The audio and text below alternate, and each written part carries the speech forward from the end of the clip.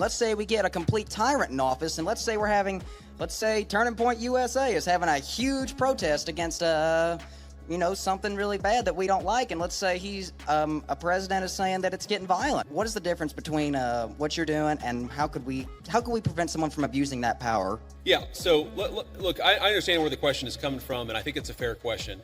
And it's going to sound like I'm being sarcastic, and it really is not meant in any offense. But when you talk about what could another administration do, to take a wild, hypothetical example totally off the top of my head, what if Joe Biden sent the Federal Bureau of Investigation to start arresting his political opponents?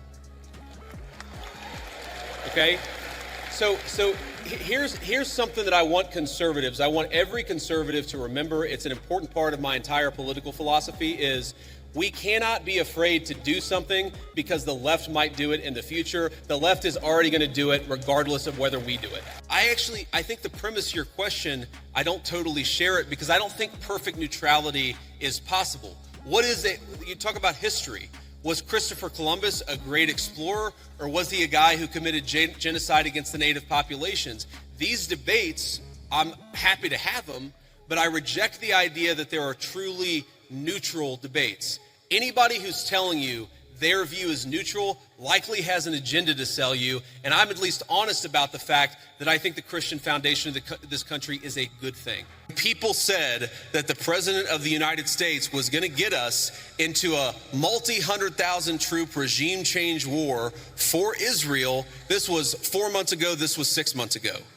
Now, the people who accuse the President of the United States of wanting to get us into a regime change war for Israel, I wonder if they stepped back and said, you know what, we were wrong about that. Because the President of the United States did not want to get us into a regime change war for any other country. He wanted to knock out a nuclear facility and get everybody back home, and that's exactly what he did.